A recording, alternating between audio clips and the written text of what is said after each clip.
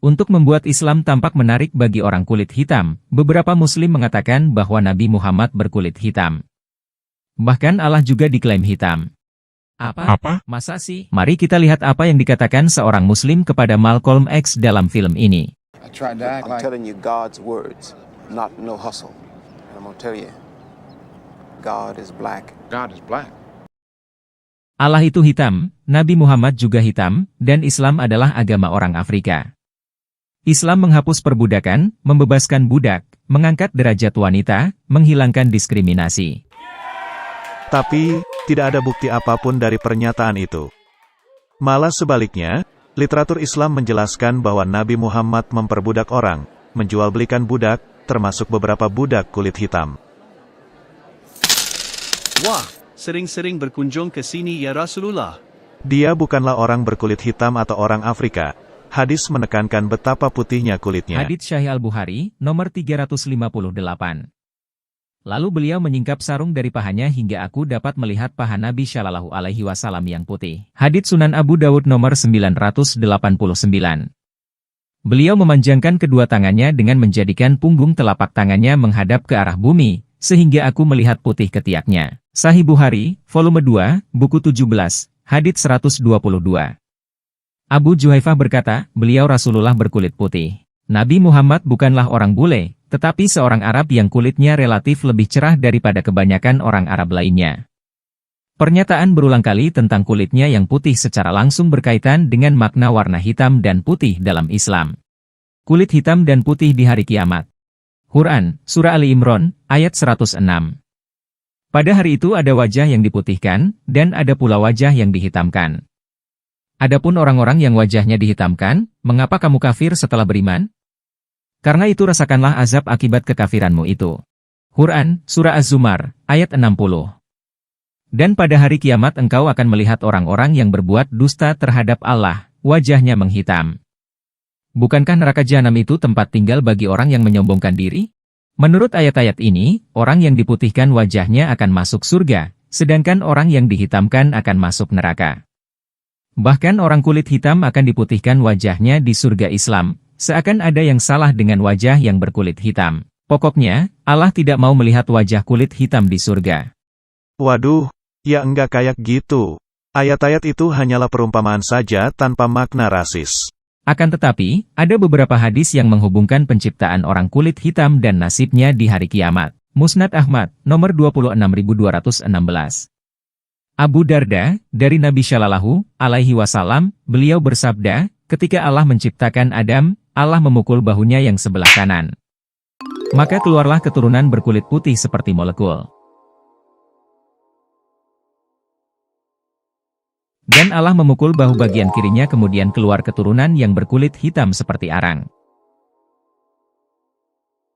Lalu Allah berkata kepada yang di bagian kanannya, masuklah ke surga dan aku tidak peduli. Kemudian Allah berkata kepada yang di bagian kirinya, masuklah ke dalam neraka dan aku tidak peduli. Hadits ini menjelaskan dengan sangat jelas bahwa dalam Islam, Allah telah menentukan takdir manusia sebelum Dia menciptakannya. Dia sudah memutuskan untuk memberkati orang kulit sangat putih ke surga dan mengutuk orang kulit sangat hitam ke neraka. Bagi Allah, putih itu suci, bersih, sedangkan hitam adalah kebalikannya. Ini jelas merupakan sikap rasis manusia biasa dan bukan Tuhan yang sejati. Muhammad Rasulullah. Shifa of Qadi, Iyad, halaman 375. Ahmad bin Abi Sulaiman, sahabat Sahnun, berkata, siapapun yang mengatakan bahwa Nabi berkulit hitam harus dibunuh. Nabi bukan orang kulit hitam. Organisasi Islam kulit hitam di Amerika, yakni Nation of Islam, mengatakan orang bule adalah setan. Mereka pasti terkejut jika tahu perkataan Nabi Muhammad berikut. Nabi berkata, siapapun yang ingin melihat setan, maka lihatlah Nabtal bin Al-Harith. Dia adalah pria kulit hitam yang kokoh dengan rambut panjang yang tergerai, mata yang meradang, dan pipi kemerahan yang gelap. Dia biasa datang dan berbicara dengan Rasul dan mendengarkannya dan kemudian menyampaikannya kepada orang-orang munafik. Tetapi Anda harus melihat keseluruhan konteks di sini.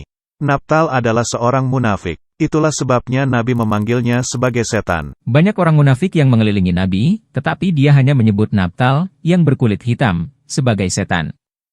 Bagaimana kalau menyebut wanita kulit hitam sebagai wabah penyakit? Hadits Sahih Al-Bukhari, nomor 6516. Salim bin Abdullah dari ayahnya, Aku bermimpi melihat wanita hitam, rambutnya acak-acakan, keluar dari Madinah hingga berdiri di Mahya'ah yaitu Jufah. Maka aku takwilkan bahwa wabah penyakit Madinah telah dipindahkan ke sana.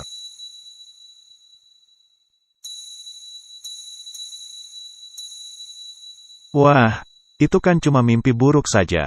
Gak perlu dibesar-besarkanlah. budak-budak hitam milik Nabi Muhammad. Hadits Sahih Muslim nomor 3006. Peristiwa ini terjadi saat Nabi sedang bersiap hijrah ke Madinah.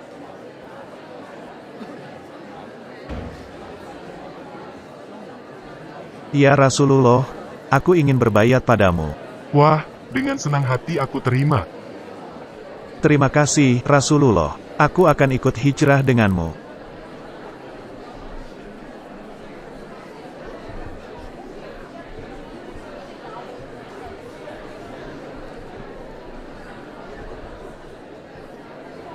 Itu budak milikku. Mohon kembalikan dia padaku atau engkau bisa membelinya dariku.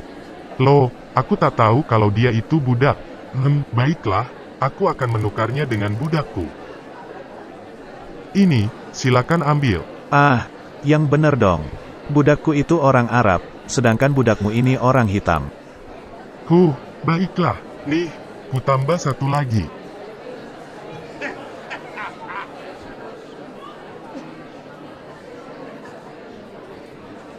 Walah, apes nih, aku rugi ribuan dinar gara-gara orang itu. Sial banget, hilang harta selemari. Rasulullah, ini ada orang lain lagi yang juga ingin bayat denganmu. Apakah dia itu budak atau orang merdeka? Aku gak mau kehilangan duit lagi. Rupanya, di masa itu, harga seorang budak Arab sama dengan harga 2 budak hitam.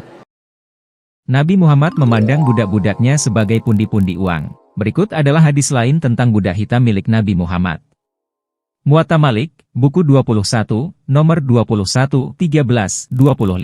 Rifa'ah bin Zaid bin Wahab al-Jubzami telah menghadiahkan seorang budak hitam kepada Rasulullah Shallallahu Alaihi Wasallam bernama Midam. Sewaktu Midam sedang mengurus pelana unta Rasulullah, sebuah panah melesat mengenainya sehingga dia tewas. Orang-orang berdatangan dan berkata, wah, dia sudah selamat masuk surga. Akan tetapi Nabi Shallallahu Alaihi Wasallam bersabda, Tidak demikian, demi yang menggegam jiwaku di tangannya. Selimut yang diambil Midam di peristiwa Khaybar dari Ghanimah, rampasan perang, yang belum dibagi akan menyala menjadi api yang membakarnya di neraka. Untuk memperjelas, Muhammad berhubungan seks dengan anak kecil usia 9 tahun, merampok kafilah, dan memenggal ratusan orang Yahudi, tapi dia dianggap benar dan suci. Budak hitamnya hanya mengambil selimut sebelum harta rampasan dibagi, tapi hanya karena itu dia masuk neraka. Masak sih? Mematuhi pemimpin muslim secara membuta, begitu penting bagi Nabi Muhammad, sehingga ketika dia ingin menekankan kepatuhan, dia mengatakan kepada para pengikutnya bahwa mereka harus mematuhi, bahkan pemimpin terburuk yang bisa dibayangkan, di Sahih Bukhari 6609. Dari Anas ibn Malik radhiyallahu anhu, ia berkata, Rasulullah bersabda, Dengarlah dan taatilah sekalipun yang dijadikan pemimpin untuk kalian adalah seorang budak Habasyi, yang kepalanya seperti kismis. jadi, menurut Nabi Muhammad, pemimpin umat muslim terburuk adalah budak kulit hitam. Anda ini tidak jujur dan tidak adil. Salah satu sahabat terbaik adalah Bilal, dan dia adalah budak kulit hitam, yang dibebaskan oleh Abu Bakar. Kami menghormati dan mencintai Bilal karena pengabdiannya terhadap Islam. Bilal adalah seorang budak sebelum ia masuk Islam dan terus menjadi budak setelah itu. Sahih Bukhari, volume 5, buku 87, hadits 99. Dikisahkan oleh Kais, Bilal berkata kepada Abu Bakar, Jika kamu membeliku untuk dirimu sendiri, maka simpanlah aku untuk dirimu sendiri. Tetapi jika kamu membeliku karena Allah, maka bebaskan aku untuk pekerjaan Allah. Hadits tersebut menjelaskan bahwa, setelah Nabi Muhammad wafat, Bilal meminta Abu Bakar untuk membebaskannya. Dia tidak akan meminta seperti itu jika dia sudah merdeka.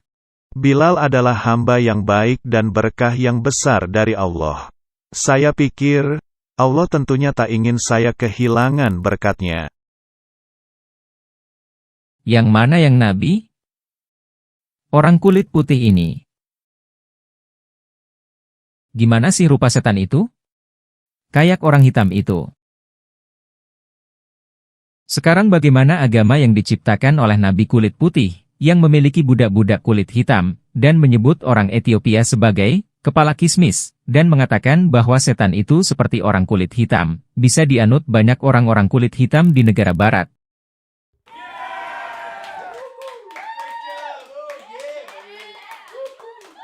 Dalam kebanyakan masyarakat kulit hitam di barat, ada kecenderungan umum tidak tahu tentang Islam. Orang-orang bahkan tidak tahu fakta paling mendasar tentang Muhammad dan Al-Quran. Dan ini memungkinkan pendakwah Muslim untuk mengatakan apapun yang mereka inginkan tentang Islam, karena tidak ada yang akan memeriksa pesan mereka. Jadi, jika seorang pendakwah Muslim sedang berbicara dengan seorang wanita yang tertarik pada hak-hak wanita, Muhammad adalah pembela hak-hak wanita. jika dia berbicara dengan seseorang yang sangat menghargai sains, Al-Quran adalah mahakarya ilmiah, penuh dengan wawasan ilmiah ajaib yang baru diketahui berabad-abad kemudian. jika dia berbicara dengan seseorang yang peduli dengan keadilan rasial, Islam adalah agama yang membebaskan budak dan menegakkan kesetaraan ras. omong kosong. Tetapi orang-orang masuk Islam karena mereka percaya saja apa yang pendakwah itu katakan. Orang-orang tidak mau repot membaca sumber literatur Islam untuk melihat apakah keterangan dari dakwah Islam itu benar.